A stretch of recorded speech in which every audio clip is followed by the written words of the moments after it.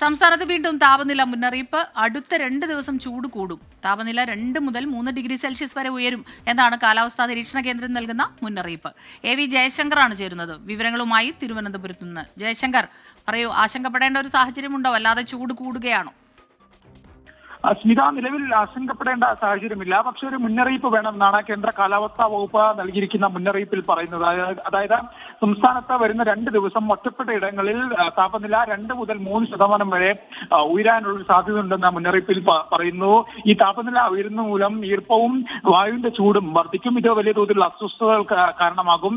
ഈ ഉയർന്ന ചൂട് സൂര്യാഘാതം ഉൾപ്പെടെയുള്ള കാര്യങ്ങൾക്കും നിർജ്ജലീകരണത്തിനും കാരണമാകുമെന്നും ഈ മുന്നറിയിപ്പിൽ വ്യക്തമാക്കുന്നുണ്ട്. എന്തായാലും ഈ കാലാവസ്ഥാ നിരീക്ഷണ കേന്ദ്രവും ദുരന്ത നിവാരണ അതോറിറ്റിയും എല്ലാം പുറപ്പെടുവിക്കുന്ന മുന്നറിയിപ്പ് ഉൾപ്പെടെയുള്ള കാര്യങ്ങൾ പാലിക്കണമെന്ന് ഈ അറിയിപ്പിൽ വ്യക്തമാക്കുന്നുണ്ട്. എന്തായാലും പൊതുജനങ്ങൾ ജാഗ്രത തുടരണം. പക്ഷേ ആശങ്കപ്പെടേണ്ട ഒരു സാഹചര്യം നിലവിലില്ല. എന്തായാലും വരും ദിവസങ്ങളിൽ താപനില പകൽ സമയത്തെ താപനില ഇനിയും വർദ്ധിക്കാനുള്ള ഒരു സാധ്യതയാണ് നിലവിൽ കാണുന്നത്.